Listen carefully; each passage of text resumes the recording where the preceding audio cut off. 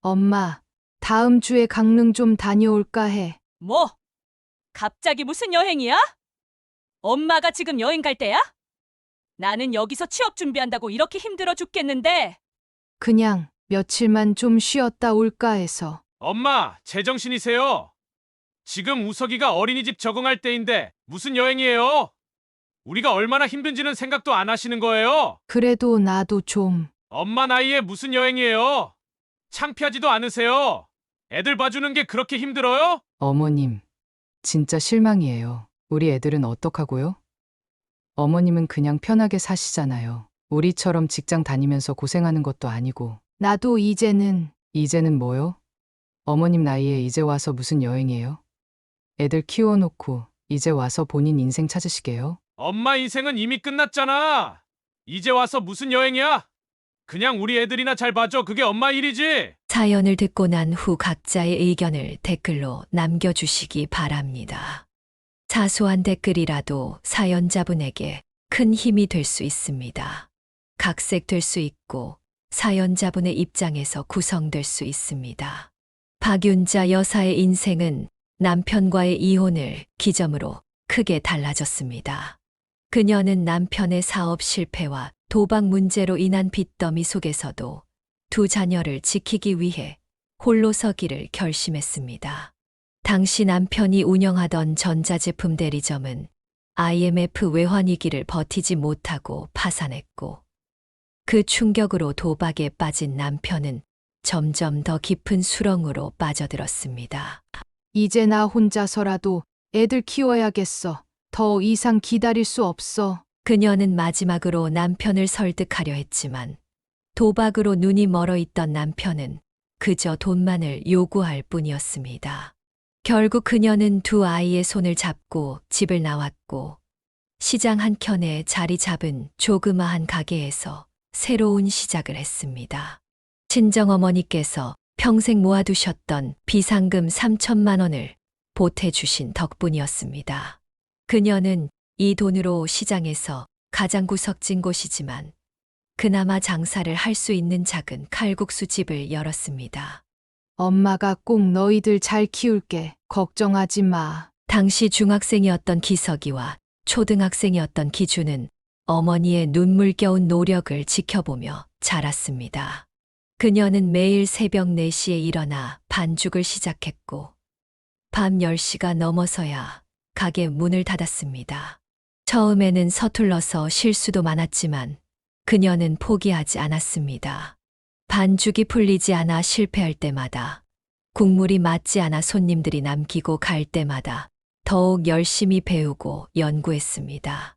윤자 씨, 이렇게 하면 면이 더 쫄깃해질 거야. 내가 40년을 해봐서 아는데.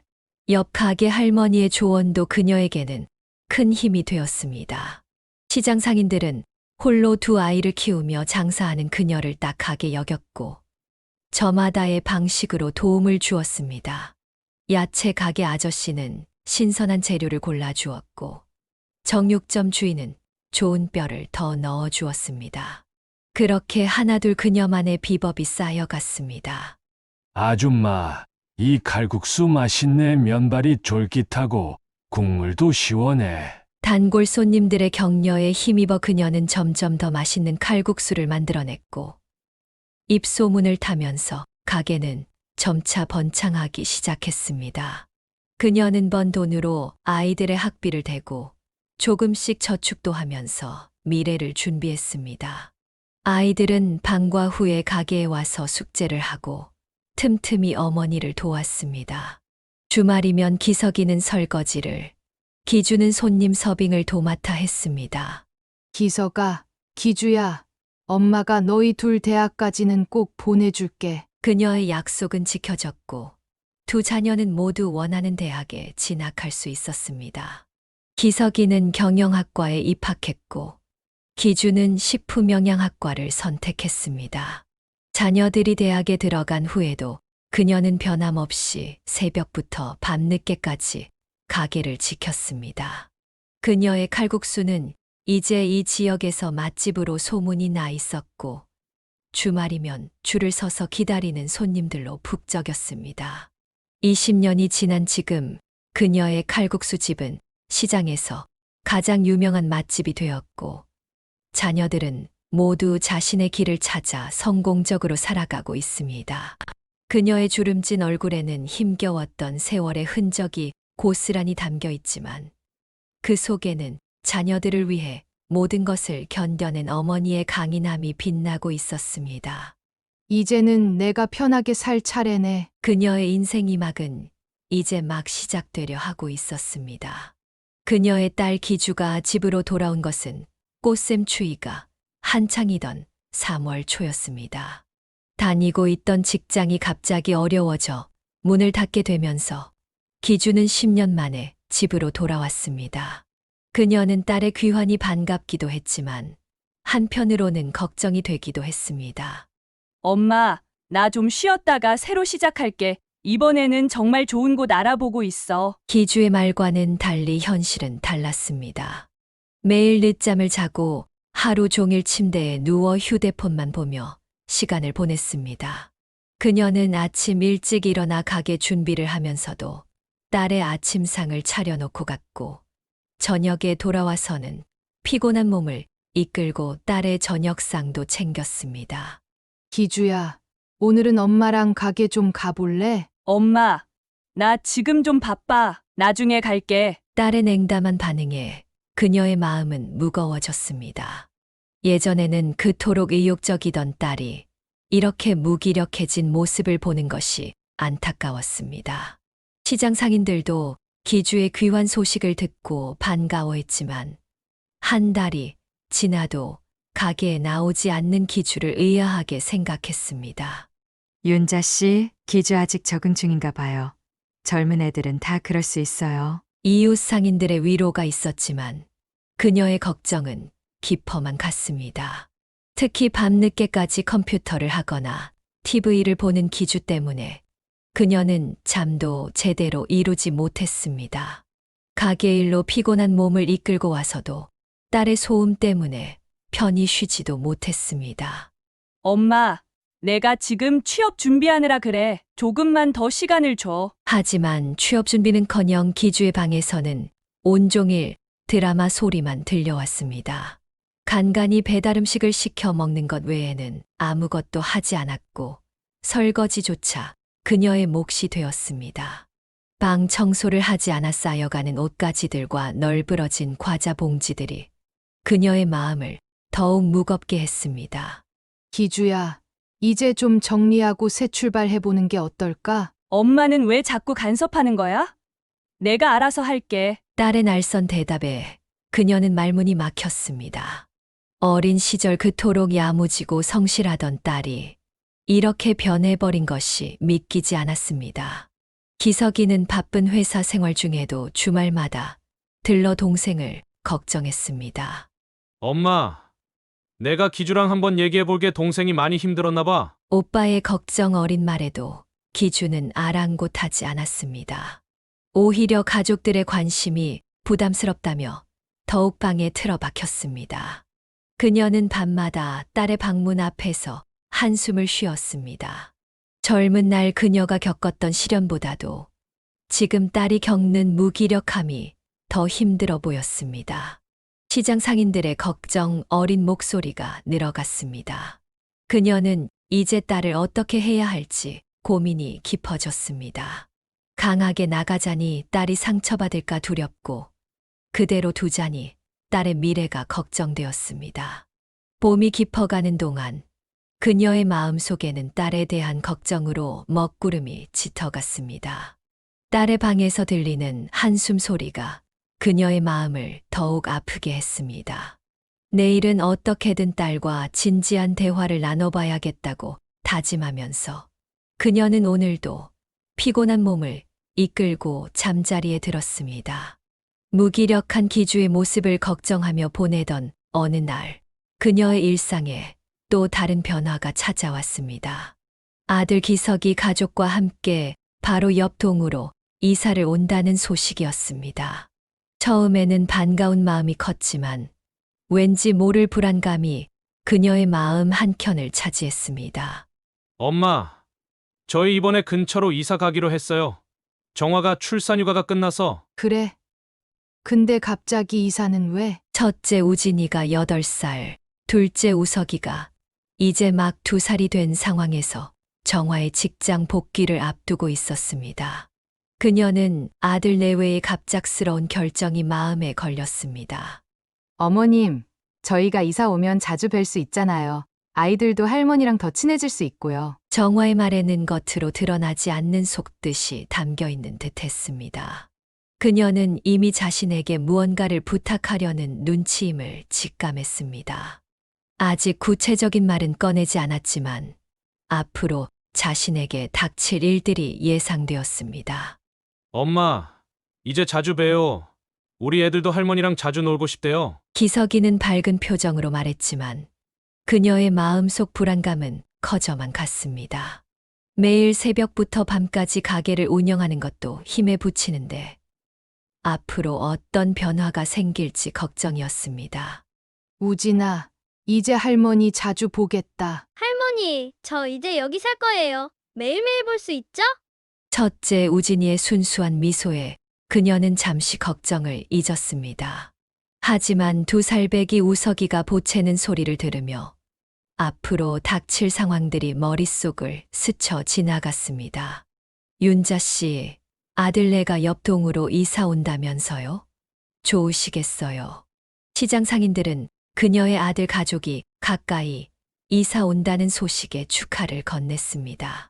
하지만 그녀는 미소 지으며 대답하면서도 마음 한켠이 무거웠습니다.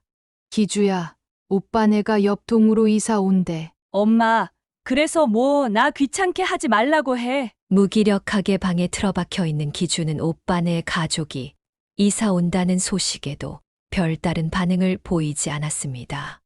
오히려 아이들 소리가 시끄러울까 걱정된다는 말만 던졌습니다.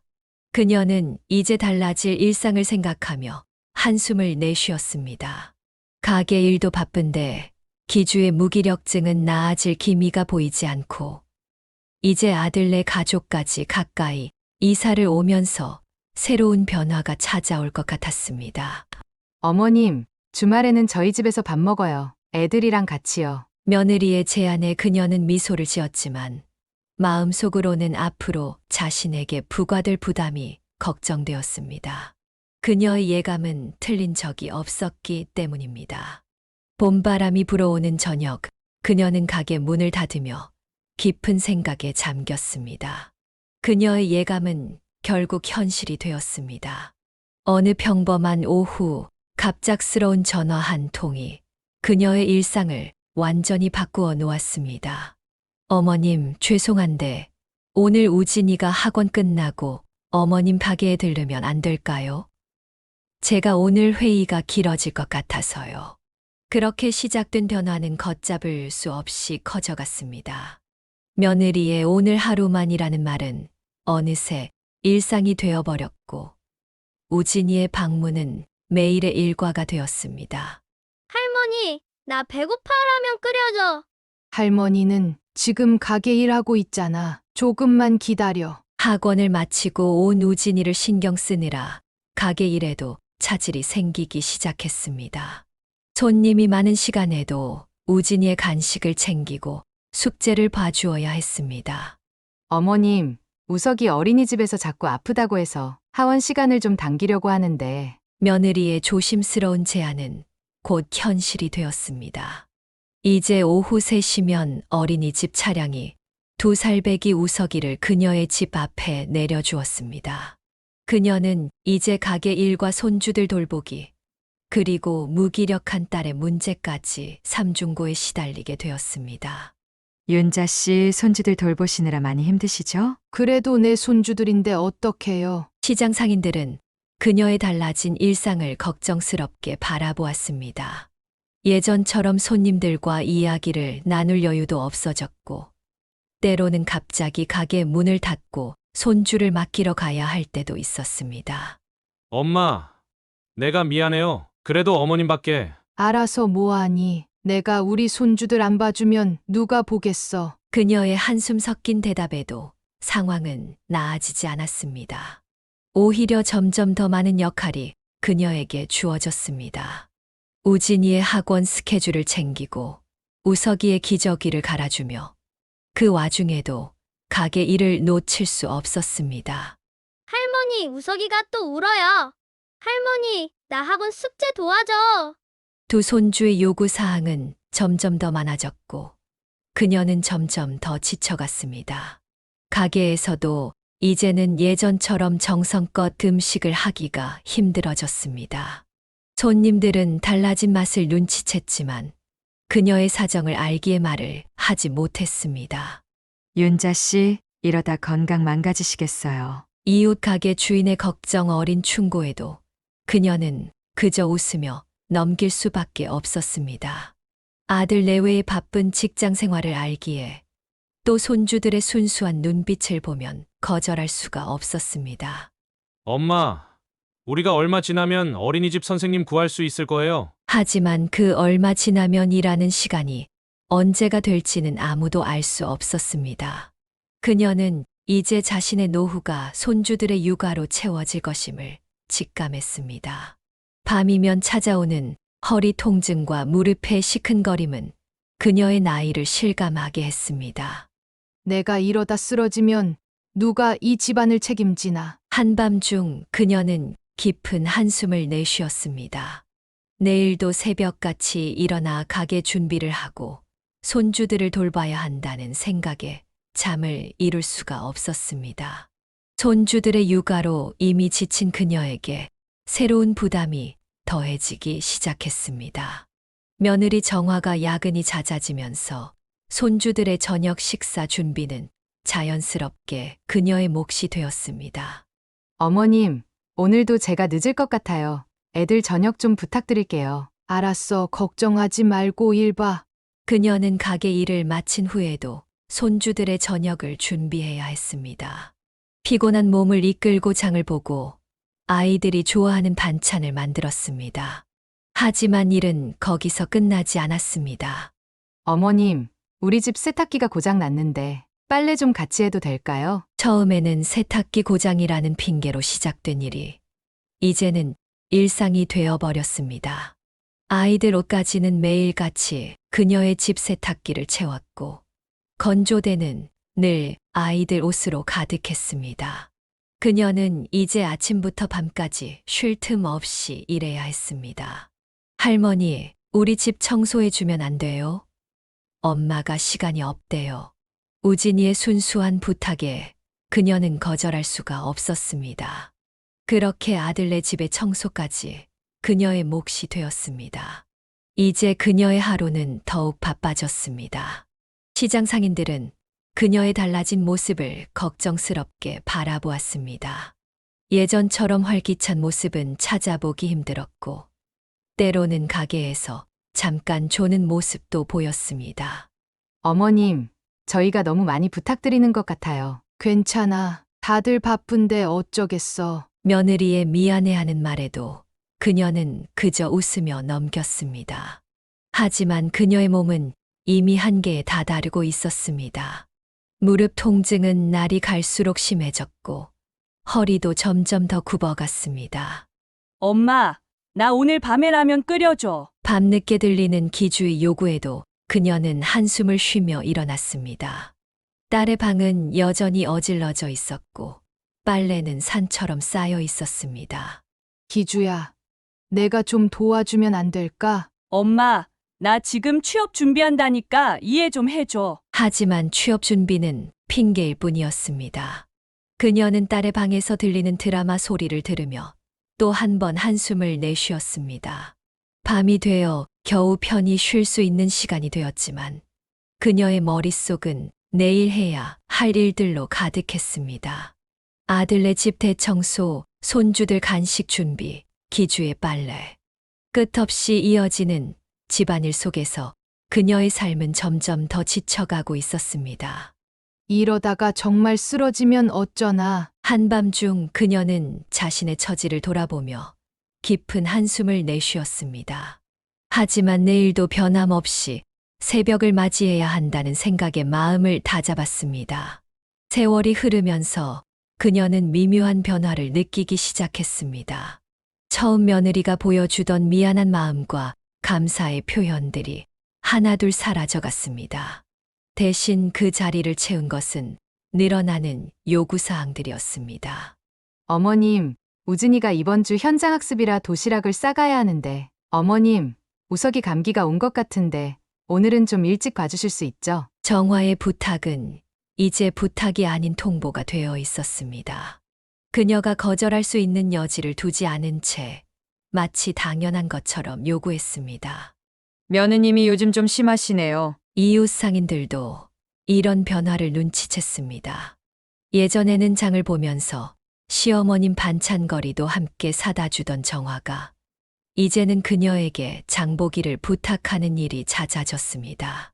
어머님, 제가 일이 너무 바빠서요. 우리 애들 간식도 좀 사다 주세요. 알았어. 내가 사줄게. 그녀는 한숨을 삼키며 대답했습니다. 가게 일로 바쁜 와중에도 며느리의 심부름을 해야 했습니다. 때로는 손님이 많은 시간에도 갑자기 아이들을 데리러 가야 했습니다. 엄마, 정화 너무한 거 아니야? 기석이도 미안한 마음이 있었지만 아내의 눈치를 보며 적극적으로 나서지 못했습니다. 오히려 정화의 편을 들며 그녀를 더 난처하게 만들었습니다. 어머님, 우리 우진이 학원비도 좀 도와주실 수 있으세요? 요즘 너무 빠듯해서. 정화의 요구는 이제 육아와 집안일을 넘어 경제적인 부분까지 확대되었습니다. 그녀는 가게 수입의 상당 부분을 손주들의 교육비와 생활비로 보태고 있었습니다. 어머님은 어차피 혼자 사시잖아요. 저희 좀 더 도와주실 수 있잖아요. 이런 정화의 말에 그녀는 깊은 상처를 받았습니다.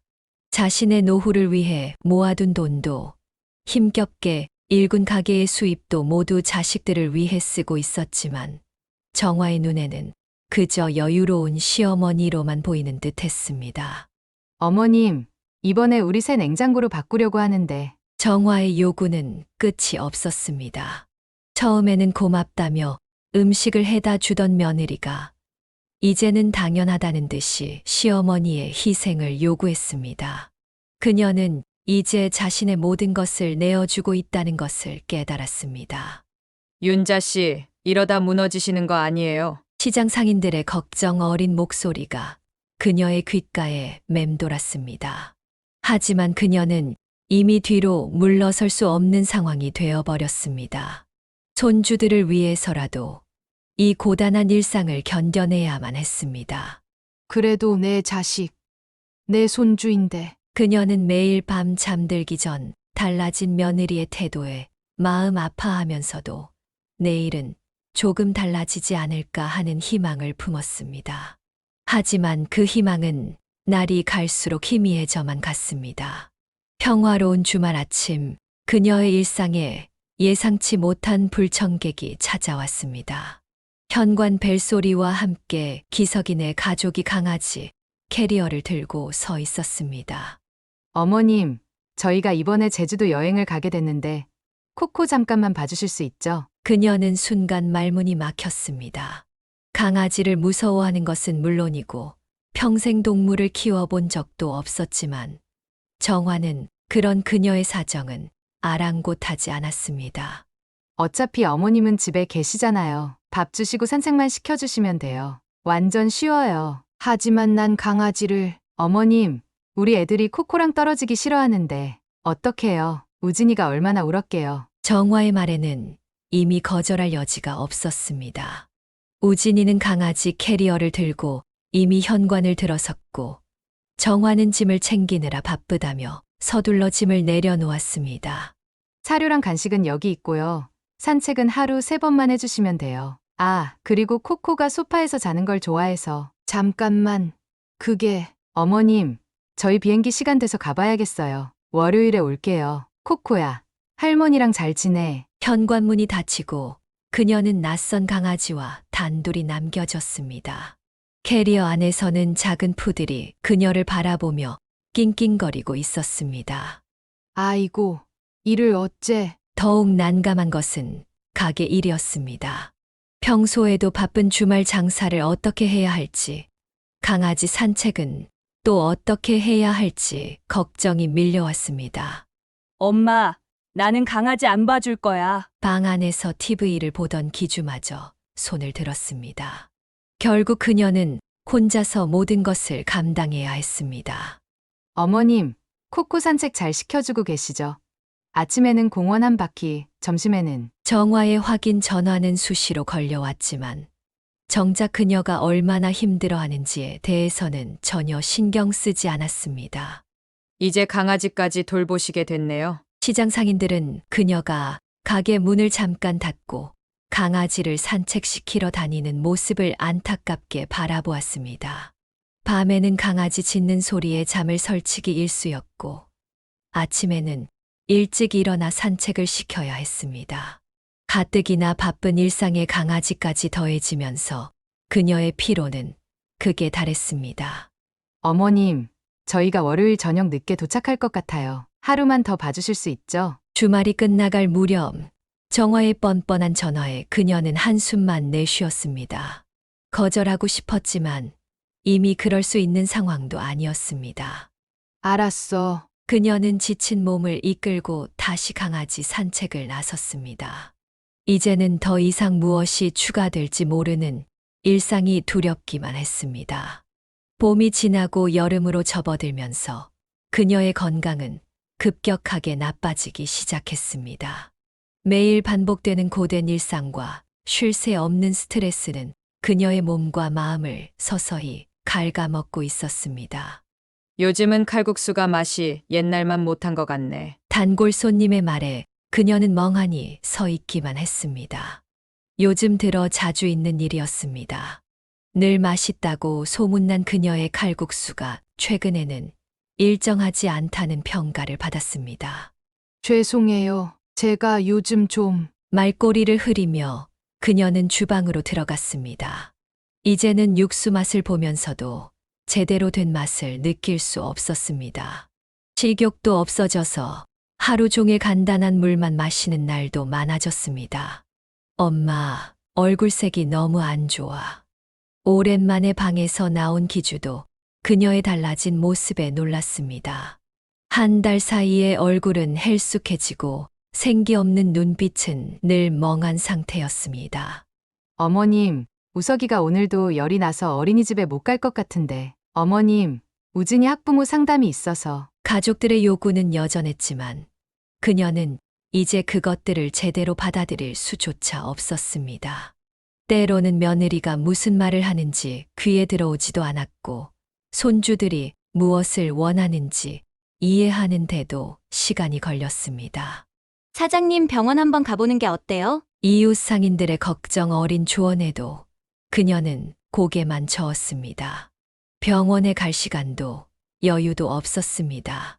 아침부터 밤까지 쉴 새 없는 일정 속에서 자신을 돌볼 겨를이 없었습니다. 할머니 왜 이렇게 멍해 있어요? 손주들도 할머니의 달라진 모습을 느꼈습니다.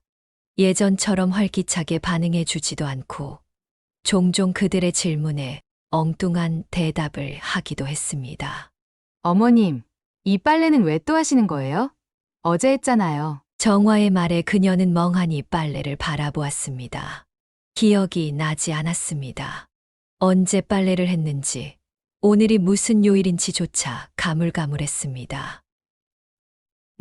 나도 모르겠네. 밤이면 잠을 이루지 못했습니다.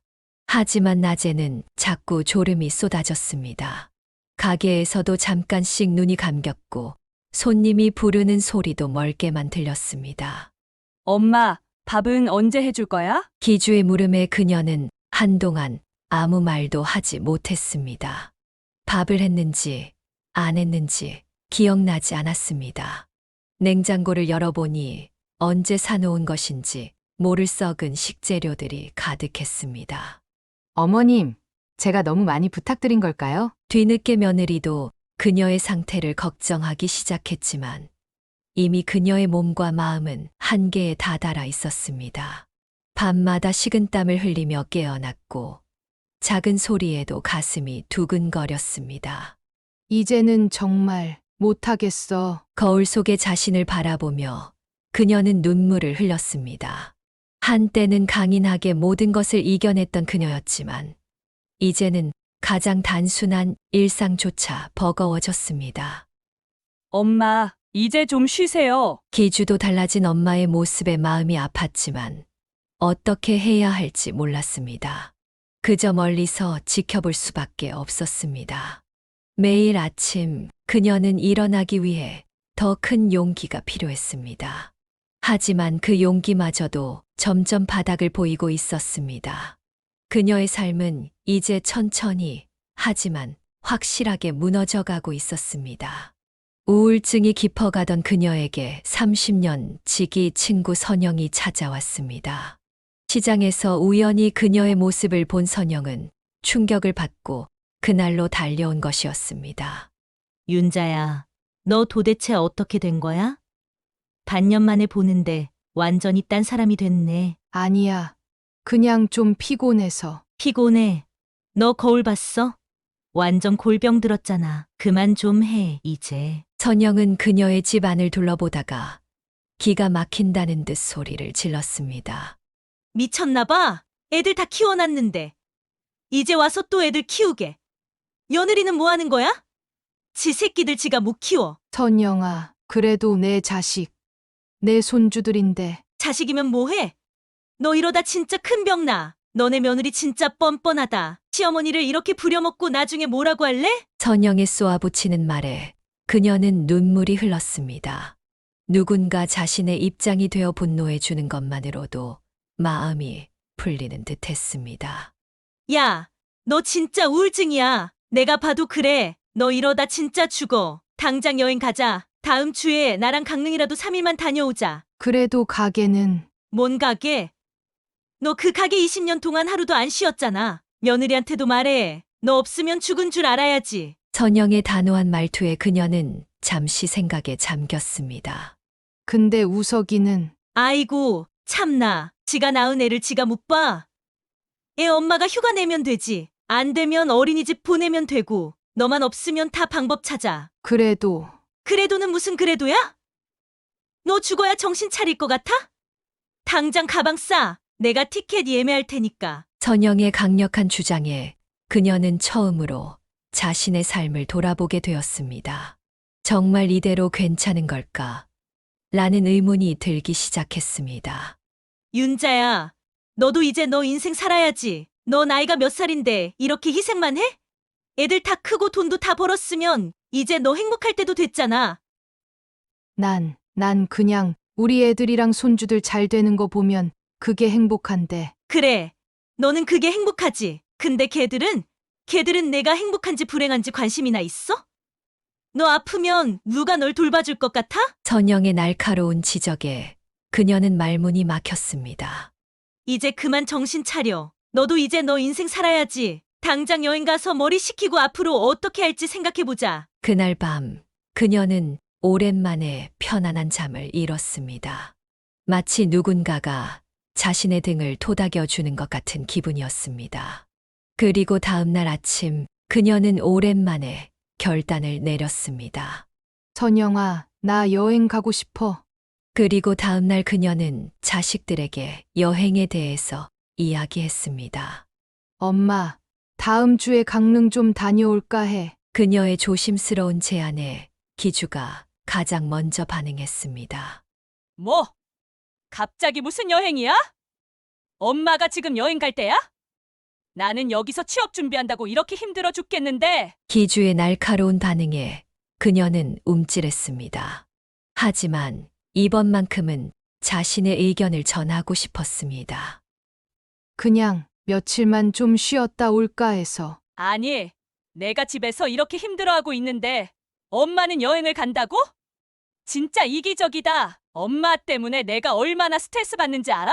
기주의 말에 그녀는 말문이 막혔습니다. 그때 소식을 들은 기석이네가 급하게 찾아왔습니다. 엄마, 제정신이세요? 지금 우석이가 어린이집 적응할 때인데 무슨 여행이에요? 우리가 얼마나 힘든지는 생각도 안 하시는 거예요? 그래도 나도 좀. 엄마 나이에 무슨 여행이에요? 창피하지도 않으세요? 애들 봐주는 게 그렇게 힘들어요? 정화도 가세했습니다. 어머님, 진짜 실망이에요. 우리 애들은 어떡하고요? 어머님은 그냥 편하게 사시잖아요. 우리처럼 직장 다니면서 고생하는 것도 아니고. 나도 이제는 뭐요? 어머님 나이에 이제 와서 무슨 여행이에요? 애들 키워놓고 이제 와서 본인 인생 찾으시게요? 엄마 인생은 이미 끝났잖아. 이제 와서 무슨 여행이야? 그냥 우리 애들이나 잘 봐줘. 그게 엄마 일이지. 기주의 무자비한 한마디에 그녀의 눈에서 눈물이 흘렀습니다. 엄마는 이제 할머니인데 왜 이렇게 이기적이에요? 우리 다 버리고 혼자 놀러 가게요. 그래. 엄마는 우리 버리고 가 평생 우리한테 해준 게 뭐야? 이제 와서 1억이야? 자식들의 쏟아지는 말들은 마치 날카로운 칼날처럼 그녀의 가슴을 파고들었습니다. 그녀는 그저 며칠간의 휴식을 원했을 뿐인데 마치 큰 죄라도 지은 것처럼 비난받고 있었습니다. 자식들의 쏟아지는 비난을 들으며 그녀의 눈앞이 새하얘졌습니다. 그동안 참아왔던 모든 감정이 한순간에 폭발했습니다. 그래. 내가 이기적이지. 내 인생은 이제 끝난 인생이야. 내가 뭘 그렇게 잘못했는데? 내가 뭘 잘못했다고? 갑자기 터져 나온 그녀의 고함에 모두가 놀라 굳어버렸습니다. 엄마, 그러시면 이게 다 내 잘못이야. 너희들을 이렇게 자기밖에 모르는 인간으로 키운 내가 잘못이야. 내가 너무 너희를 잘해줬어. 그래서 이렇게 뻔뻔한 인간이 된 거야. 어머님, 진정하시고. 닥쳐. 이제는 좀 닥치고 들어.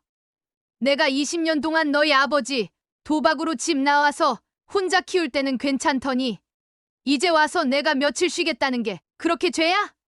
내가 그렇게 나쁜 엄마였어? 그녀의 손이 떨리기 시작했고 목소리는 점점 더 커졌습니다. 나는 너희들 대학 보낼 때까지 하루도 못 쉬었어. 밤새도록 가게 하면서도 너희 학비, 과외비 다 대줬어. 내가 힘들 때 누가 나 좀 쉬라고 했어? 누가 나 좀 도와준 적 있어? 눈물이 터져 나왔습니다. 엄마, 우리가 너희가 뭐? 이제 와서 뭘 하겠다고? 내가 늙어 죽을 때까지 너희한테 시달리다 죽으라고? 이제 와서 내 인생 끝났다고? 그래, 끝났어. 너희 같은 자식 둔 내 인생 끝났다. 식탁 위의 그릇들이 와장창 소리를 내며 바닥으로 떨어졌습니다. 더 이상은 못해. 이제 진짜 못하겠어. 애들은 니들이 키워. 니들 새끼 니들이 키우라고. 내가 뭐라고 너희 애들까지 내가 키워줘야 돼. 내가 너희 부모야? 엄마, 제발요. 제발은 무슨 제발. 나보고 늙어서 창피하다며? 그래, 난 이제 내 창피한 인생이나 살게. 너희는 이제 남이야. 다시는 내 앞에 나타나지 마. 어머님, 저희가 잘못했어요. 이러지 마세요. 잘못은 무슨. 너희한텐 내가 그냥 공짜로 써먹을 수 있는 사람이잖아. 돈 버는 기계, 애 보는 기계. 그것보다 더한 게 뭐가 있었어? 내가 언제 너희한테 엄마였어? 그녀는 자리를 박차고 일어났습니다. 20년을 참아온 눈물이 걷잡을 수 없이 쏟아졌습니다. 이제 오지 마. 다시 내 가게도 오지 말고 애들도 데리고 오지 마. 나 이제 진짜 못해. 더는 너희한테 휘둘리느니 차라리 혼자 살아. 내가 이렇게까지 해야 하는 엄마였나. 엄마, 우리 애들은 니들 애들, 걔들은 니들이 키워. 난 이제 할머니 노릇도 그만둘 거야. 내가 왜 너희 인생의 들러리를 서야 돼? 내가 뭐라고? 현관문을 향해 걸어가는 그녀의 발걸음이 흔들렸습니다. 난 이제 정말 지쳤어. 너무 지쳐서 더는 못하겠어. 나도 이제는 살고 싶어. 내 인생을 살고 싶다고. 마지막 한마디를 내뱉으며 그녀는 문을 열었습니다. 다시는 내 앞에 나타나지 마. 이제는 정말 끝이야. 현관문을 닫는 소리가 마치 20년 세월을 정리하는 것처럼 크게 울렸습니다. 남겨진 자식들은 처음으로 자신들의 이기심과 뻔뻔함을 돌아보게 되었습니다. 하지만 이미 그녀의 마음은 돌이킬 수 없을 만큼 깊이 상처받아 있었습니다. 그녀의 폭발적인 선언 이후 가족들의 일상은 크게 바뀌었습니다. 더 이상 그녀의 가게에는 자식들의 발길이 끊겼고 매일 울리던 전화벨 소리도 잠잠해졌습니다. 엄마, 저희가 너무했어요. 정말 죄송해요. 처음 며칠간 기석이와 기주는 사과 문자를 보내왔지만 그녀는 더 이상 답장하지 않았습니다. 20년 동안 쌓였던 감정은 단순한 사과로 해결될 수 있는 것이 아니었습니다. 이제 그녀의 하루는 완전히 달라졌습니다. 더 이상 새벽부터 허둥지둥 일어날 필요도 없었고 누군가의 끼니를 걱정할 필요도 없었습니다. 윤자 씨, 요즘 얼굴색이 많이 좋아지셨네요. 시장 상인들은 그녀의 달라진 모습을 눈여겨보았습니다. 이제 그녀는 가게 일에만 집중했고 저녁이면 정시에 문을 닫았습니다. 기주도 변화의 조짐을 보였습니다. 이제는 스스로 방 청소도 하고 빨래도 하기 시작했습니다. 엄마, 미안해요. 내가 너무 이기적이었어. 하지만 이런 기주의 변화도 오래가지 않았습니다. 얼마 지나지 않아 다시 예전의 모습으로 돌아갔고 방은 다시 어질러지기 시작했습니다. 엄마, 오늘은 정말 힘들어서 라면 하나만 끓여줄래? 그녀는 이제 단호했습니다. 너도 이제 성인이야. 내 끼니는 내가 해결해. 처음으로 맛보는 편안한 일상이었지만 그녀의 마음 한켠에는 여전히 쓰라림이 남아 있었습니다. 가끔 손주들 생각이 날 때면 가슴이 아팠지만 그것도 시간이 지나면서 조금씩 무뎌져 갔습니다. 이제야 좀 살 것 같네요. 선영과의 커피 약속도 늘어났고 짧은 산책을 다니기도 했습니다. 하지만 평화로운 일상도 잠시 자식들의 불만은 서서히 다시 고개를 들기 시작했습니다. 엄마가 너무하시는 거 아니에요? 우리가 잘못한 거는 인정하는데 기석이가 보내온 장문의 메시지에는 여전히 원망이 묻어 있었습니다. 그들은 진정한 반성보다는 상황이 불편해져서 투정을 부리는 것처럼 보였습니다. 윤자 씨, 자식들 때문에 마음 약해지지 마세요. 이웃 상인의 말에 그녀는 쓴웃음을 지었습니다. 자식들의 변화가 진심이 아님을 그녀도 잘 알고 있었습니다. 그들의 사과는 진정한 뉘우침이 아닌 불편해진 일상을 되돌리기 위한 임시 방편일 뿐이었습니다. 이제는 내 인생을 살아야죠. 그녀는 더 이상 과거로 돌아가지 않을 것임을 굳게 다짐했습니다. 비록 쓸쓸하고 외로운 길이 될지라도 이제는 자신을 위한 삶을 살아야 할 때였습니다. 평화로운 날들도 잠시 자식들은 더 교묘한 방법으로 그녀를 흔들기 시작했습니다.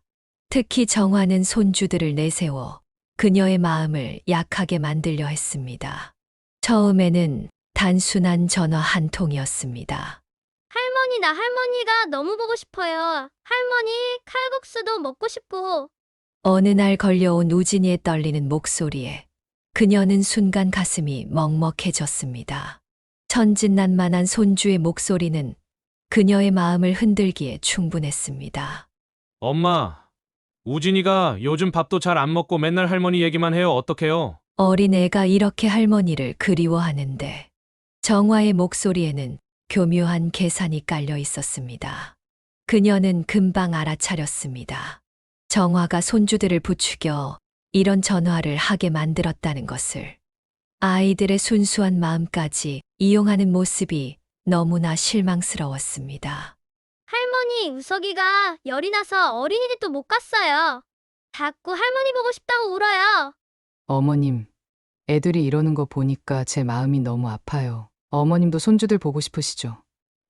우리가 잘못한 거는 인정하는데 애들한테까지 이러시면. 정화의 가식적인 목소리가 그녀의 분노를 다시 끌어올렸습니다. 자식들은 이제 손주들의 순수한 마음까지 이용하고 있었습니다. 너희 둘이 짜고 할머니 괴롭히는 거야? 애들까지 이용하게? 엄마, 무슨 그런... 이제 손주들까지 이용하려고? 너희들 양심은 어디 갔어? 애들 순수한 마음까지 이용해서 나 조종하려고? 그녀의 날카로운 목소리에 정화는 말문이 막혔습니다. 하지만 이는 시작에 불과했습니다. 기주 역시 마찬가지였습니다. 이제는 직접적인 요구 대신 우회적인 방법을 써왔습니다.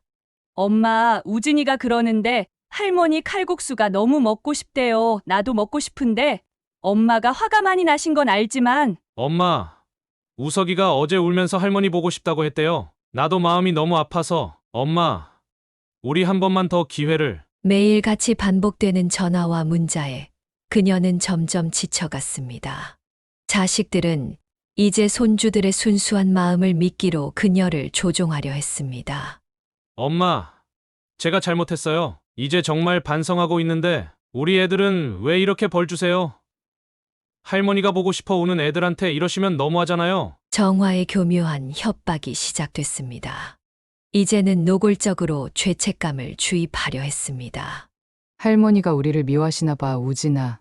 할머니가 우리 싫어하시나 보다. 할머니가 이제 우리 안 보려고 하시네. 아이들을 앞세워 죄책감을 주려는 시도가 계속됐습니다. 심지어는 아이들이 잠든 모습을 찍은 사진까지 보내왔습니다. 엄마, 우진이가 자면서도 할머니를 찾아요. 어머님 때문에 애들이 상처받고 있어요. 하지만 이제 그녀는 달랐습니다. 이런 교묘한 감정 조종에 더 이상 넘어가지 않았습니다. 이제 그만해. 애들까지 이용하지 마. 너희들 양심도 없어? 애들 순수한 마음까지 이용해서 나 조종하려고 하다니. 엄마, 무슨 그런 말씀을. 저희가 언제요? 내가 바보로 보여? 애들 앞세워서 나 조종하려고 하는 거 다 보여. 이제는 애들 순수한 마음까지 망치게 할 순 없어. 그녀의 분노는 다시 한번 폭발 직전에 이르렀습니다. 자식들의 뻔뻔한 행동은 그녀의 마지막 인내심마저 시험하고 있었습니다. 난 이제 너희가 무슨 짓을 해도 안 돼. 애들 이용해서 나 괴롭히는 너희들이 더 밉다. 이제는 정말 끝이야. 이제 그녀는 큰 결심을 하게 되었습니다. 단순히 거리를 두는 것만으로는 부족했습니다. 더 큰 변화가 필요했습니다. 그녀의 인생에 완전히 새로운 장을 열어야 할 때가 온 것입니다. 윤자 씨, 이참에 아예 가게도 정리하고 새 출발하는 건 어때요? 시장 상인들의 조언이 그녀의 마음에 깊이 와닿았습니다. 이제는 정말 모든 것을 새롭게 시작해야 할 때였습니다. 가을이 깊어가던 어느 날, 그녀는 자식들을 불러 모았습니다. 오랜만에 가족 모임이었지만 그녀의 표정은 무거웠습니다. 난 집을 팔기로 했어. 그리고 이사를 갈 거야. 순간 식탁에 모여있던 자식들의 얼굴이 하얗게 변했습니다. 엄마, 갑자기 무슨 소리예요? 어디로 가신다는 거예요? 어머님, 이러시면 안 돼요. 우리 애들은 어떡하고. 이제 와서 애들 얘기하지 마. 내가 왜 이런 결정을 하게 됐는지 너희가 제일 잘 알 거 아니야? 기석도 당황한 기색이 역력했습니다. 엄마, 너무 갑작스러운 거 아니에요? 우리랑 상의도 없이. 상해. 내 인생인데 왜 너희랑 상의를 해? 난 이미 결정했어. 하지만 가장 격렬하게 반응한 것은 기주였습니다. 엄마, 그럼 나는 어떡하라고? 나보고 나가서 살라고? 그래. 너도 이제 독립해. 내 나이가 몇인데 아직도 엄마한테 매달려 사니? 엄마가 미쳤어? 내가 지금 취업 준비하는 거 알면서 10년 동안 뭐 했어? 계속 취업 준비만 했어? 이제는 내 인생 내가 책임져. 기주의 눈에서 눈물이 흘렀습니다. 엄마는 내가 없어졌으면 좋겠어? 나만 버리면 속이 시원해? 버리다니. 난 그저 내가 스스로 설 수 있길 바라는 거야. 정화가 다시 한번 애원하듯 말을 꺼냈습니다. 어머님, 제발 다시 한번 생각해 보세요. 이러시면. 이제 그만해. 난 결정했어. 다음 달에 이사 갈 거야. 기주야, 넌 그때까지 새로운 집을 구해. 식탁에 모인 가족들의 얼굴이 하나같이 창백했습니다. 그들은 처음으로 그녀의 단호한 의지 앞에서 무력감을 느꼈습니다. 이게 다 내 탓이야. 엄마가 우리 때문에 너무 힘들었나 봐. 자식들은 이제서야 후회의 말을 늘어놓았지만 그녀의 결심은 확고했습니다. 이제 와서 그런 말 해봤자 소용없어. 그녀의 단호한 선언에 모두가 침묵했습니다. 그들은 처음으로 자신들이 그녀의 삶을 얼마나 옥죄고 있었는지 깨달았습니다. 하지만 이미 너무 늦었습니다. 엄마! 제발! 기주의 애원 섞인 목소리가 공허하게 울렸습니다. 하지만 그녀의 결심은 이미 돌이킬 수 없을 만큼 단단해져 있었습니다. 그녀는 20년간 운영해온 칼국수 가게 앞에 서서 깊은 숨을 내쉬었습니다. 이제 이곳을 떠날 시간이었습니다. 윤자 씨 정말 가게까지 정리하시는 거예요? 시장 상인들은 그녀의 결정을 믿을 수 없다는 듯 물었습니다. 20년 동안 한결같이 자리를 지켜온 그녀였기에 이 결정은 모두에게 충격이었습니다. 네, 이제는 정말 새로운 시작을 하려고요. 그래도 장사가 잘 되는데 더 생각해 보시는 건 아니에요. 전 이미 결정했어요. 이제는 제 인생을 찾아가려고 해요. 가게를 정리하는 동안 자식들이 찾아왔습니다. 엄마, 제발 이러지 마세요. 우리가 잘못했어요. 어머님, 저희가 다 고칠게요, 제발. 하지만 그녀는 더 이상 흔들리지 않았습니다. 이제 와서 그런 말 해봤자 소용없어. 난 내 선택이 옳다고 믿어. 너희도 이제는 스스로의 힘으로 살아가야 할 때야. 엄마, 그럼 우리는 이제 어떡해요? 걱정 마. 난 너희를 버리는 게 아니야. 그저 적당한 거리를 두려는 거야. 이제는 서로가 서로의 삶을 인정하고 존중하면서 지내자. 가게 정리를 끝내고 그녀는 마지막으로 자식들과 마주 앉았습니다.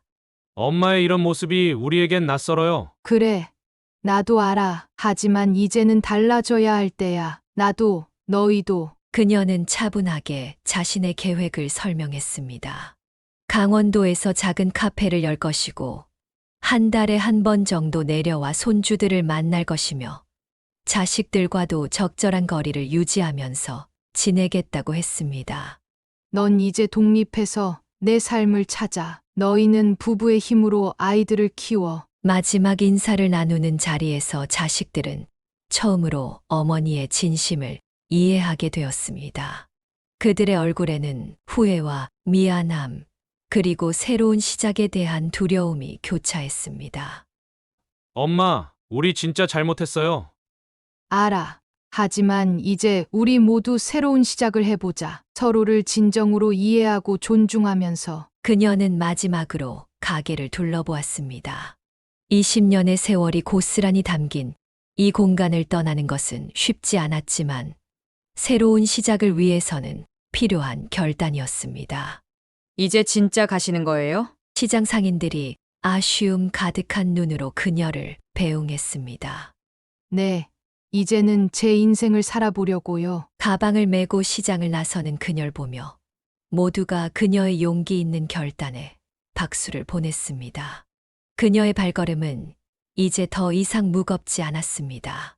새로운 삶을 향해 걸어가는 그녀의 뒷모습에는 이제 당당함이 묻어났습니다. 60년을 살아오면서 처음으로 그녀는 진정한 의미의 자신의 삶을 시작하려 했습니다. 강원도에서의 새로운 삶이 시작된 지 3개월, 그녀는 처음으로 자신만의 시간을 온전히 가질 수 있게 되었습니다. 그녀는 홀로 카페를 운영했고 카페 문을 닫은 후의 저녁 시간, 그녀는 우연히 동네 문화센터의 수채화 강좌 홍보물을 보게 되었습니다.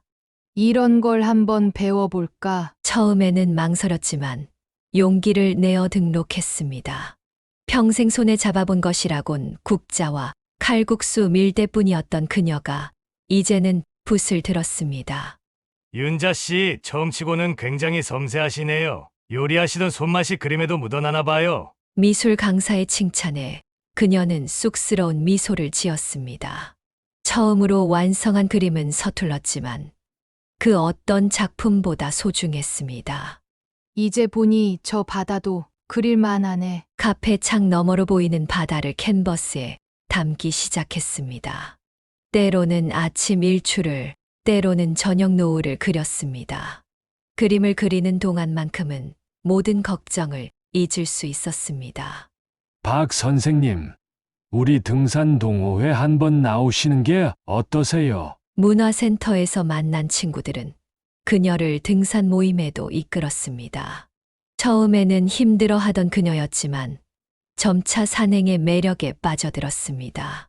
이렇게 높은 곳에서 바다를 보는 건 처음이네요. 정상에 올라 바라보는 풍경은 그녀에게 새로운 세상을 보여주었습니다.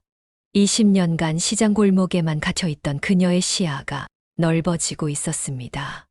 윤자 씨가 찍은 사진들 정말 예쁘네요. 카페에 전시해보는 건 어때요? 등산길에서 찍은 사진들이 쌓이자 동호회 회원들이 제안했습니다. 그렇게 그녀의 카페 한쪽 벽면은 그녀가 찍은 사진과 그린 그림들로 채워졌습니다. 이런 취미가 있다는 걸 진작 알았더라면. 때로는 아쉬움이 밀려오기도 했지만 그녀는 지금이라도 이런 기쁨을 알게 된 것에 감사했습니다. 수채화 물감이 물과 만나 번지듯 그녀의 인생도 이제 새로운 색깔로 물들어가고 있었습니다. 어머, 이 그림 엄마가 그린 거예요? 명절에 찾아온 자식들은 카페 벽면에 걸린 그림들을 보고 놀라워했습니다. 그들도 이제야 엄마의 또 다른 모습을 발견한 것입니다. 할머니가 그린 거예요? 저도 배우고 싶어요. 손주들의 순수한 반응에 그녀는 행복한 미소를 지었습니다. 이제는 손주들과도 그림을 함께 그리며 새로운 추억을 만들 수 있게 되었습니다. 다음에는 도예도 배워볼까 해요. 이제 그녀에게는 하고 싶은 것들이 점점 늘어갔습니다. 더 이상 누군가의 엄마나 할머니가 아닌 자신만의 꿈을 키워가는 한 사람으로서의 삶이 시작된 것입니다. 매주 토요일 아침 그녀는 등산 배낭을 메고 동호회 친구들과 함께 산을 오릅니다. 정상에 올라 사진을 찍고 내려와서는 그 풍경을 수채화로 그립니다. 그리고 그림이 완성되면 카페 벽면에 걸어둡니다. 전에는 이런 제 모습을 상상도 못했는데. 이제 그녀의 하루하루는 새로운 도전과 배움으로 가득 찼습니다. 늦게 시작한 취미 생활이었지만 그만큼 더 깊은 즐거움과 의미를 발견해 가고 있었습니다. 그리고 그 과정에서 진정한 자신의 모습도 찾아가고 있었습니다. 그녀가 강원도에 정착한 지 6개월이 지났습니다. 조용한 마을에서 작은 카페를 운영하며 그녀만의 평화를 찾아가고 있었습니다. 자식들과는 가끔 전화 통화를 하는 것이 전부였습니다. 엄마, 추석에는 내려오시죠? 기석의 조심스러운 물음에 그녀는 잠시 생각에 잠겼습니다. 그래, 명절에는 가야지. 이제 그들은 서로 새로운 경계를 만들어가고 있었습니다. 더 이상 일상적인 간섭도 부담스러운 요구도 없었습니다. 어머님, 우진이가 이번에 상을 받았어요. 그래? 잘했네. 다음에 보면 용돈 줘야겠다. 정화와의 대화도 달라졌습니다. 이제는 서로의 영역을 존중하며 적절한 거리를 유지했습니다. 명절이 다가오면서 그녀는 자식들과의 새로운 관계를 정립했습니다. 이제부터 우리는 명절에만 만나자. 서로의 일상에 간섭하지 말고. 자식들도 이제는 이해했습니다. 그들도 각자의 삶을 책임져야 한다는 것을, 그리고 어머니도 한 사람의 인생이 있다는 것을. 엄마, 저희가 진작 이렇게 했어야 했는데. 그래, 이제라도 깨달았으니 다행이지. 서로에 대한 과도한 기대와 의존이 사라진 자리에 이제는 건강한 거리가 자리 잡았습니다. 명절에 만날 때는 더욱 특별하고 소중한 시간이 되었습니다. 할머니 다음에 또 언제 와요? 손주들의 물음에 그녀는 미소를 지었습니다. 다음 명절에 보자. 그때까지 잘 지내야 해. 이제 그들은 각자의 자리에서 서로를 응원하는 관계가 되었습니다. 과도한 의존도 없고 일방적인 희생도 없는 건강한 부모 자식의 관계를 만들어가고 있었습니다. 윤자 씨, 요즘 얼굴이 참 좋아 보여요. 새로운 동네 이웃들의 말처럼 그녀의 얼굴에는 이제 평화로움이 깃들어 있었습니다. 자식들과의 적절한 거리두기는 결국 모두를 위한 최선의 선택이었던 것입니다. 1년이란 시간이 흘렀습니다. 강원도의 작은 카페에서 맞이하는 그녀의 하루하루는 평화로웠습니다. 어느 날 기주에게서 예상치 못한 전화가 걸려왔습니다. 엄마, 나 취직했어요. 경영지원팀으로. 정말 축하해. 엄마, 제가 이제야 알겠어요. 엄마가 그때 왜 그러셨는지. 기주의 목소리가 떨렸습니다. 처음으로 사회생활을 시작하면서 그녀는 어머니의 마음을 조금씩 이해하기 시작했던 것입니다. 어제는 팀장님한테 혼나서 울면서 집에 왔는데 문득 엄마 생각이 나더라고요. 엄마는 혼자서 이런 일들을 다 견디셨잖아요. 잠시 침묵이 흘렀습니다. 미안해요, 엄마. 진작 이런 걸 알았더라면. 기석도 변화하고 있었습니다. 정화의 육아휴직이 끝나고 직장에 복귀하면서 그는 처음으로 육아의 어려움을 직접 겪게 되었습니다. 엄마, 우리 애들 키우는 게 이렇게 힘든 줄 몰랐어요. 엄마는 우리 둘을 어떻게 키우셨어요? 명절에 모인 자리에서 처음으로 진정성 있는 대화가 오갔습니다. 어머님, 제가 정말 죄송해요. 시어머님의 마음을 전혀 헤아리지 못했네요. 정화의 사과는 이전과는 달랐습니다. 더 이상 형식적이거나 목적이 있는 사과가 아닌 진심 어린 뉘우침이었습니다. 이제 와서 보니 그때 어머님이 그러신 게 우리 모두를 위한 거였던 것 같아요. 저희가 스스로 서게 해주신 거잖아요. 자식들의 진심 어린 사과에 그녀의 눈시울이 붉어졌습니다. 하지만 이제는 예전과 다른 눈물이었습니다. 엄마도 미안해. 그때 너무 감정적으로 대했나 봐. 아니에요. 엄마가 그러시지 않았다면 우리는 아직도 엄마에게 매달려 살았을 거예요. 기주가 조심스레 말을 이었습니다. 엄마, 이제는 저희가 엄마의 진짜 자식이 된 것 같아요. 엄마를 이용하는 게 아니라 정말 사랑하고 존중하는 자식으로요. 그들의 대화는 더 이상 요구나 불평이 아닌 서로의 삶을 이해하고 응원하는 것으로 채워졌습니다. 할머니, 이제 우리가 할머니 카페 도와드릴 수 있어요. 손주들도 달라졌습니다. 이제는 할머니를 찾아와 투정 부리는 것이 아니라 오히려 돕겠다고 나섰습니다. 어머님, 우리 애들 맡아달라고 하지 않을게요. 대신 가끔 보고 싶을 때 저희가 찾아뵐게요. 정화의 말에 그녀는 따뜻한 미소를 지었습니다. 이제야 진정한 가족이 된 것 같았습니다. 엄마, 이제는 저희가 효도할게요. 엄마가 하고 싶은 거 다 하세요. 저희가 응원할게요. 떨어져 있는 시간 동안 오히려 그들의 마음은 더 가까워졌습니다. 서로의 삶을 인정하고 존중하는 법을 배우면서 그들은 진정한 의미의 가족이 되어가고 있었습니다. 그래. 이제야 정말 가족다워졌네. 강원도의 늦은 봄, 그녀의 카페에는 따뜻한 웃음이 가득했습니다. 자식들과 손주들이 자발적으로 찾아와 함께 보내는 시간, 그것은 이제 더 이상 의무가 아닌 기쁨이 되었습니다. 사연을 듣고 댓글을 남겨주시기 바랍니다. 사소한 의견일지라도 사연자분에게는 큰 힘이 됩니다. 노골적인 악성 댓글은 사연자분에게 상처가 될 수 있으니 삼가주시기 바랍니다.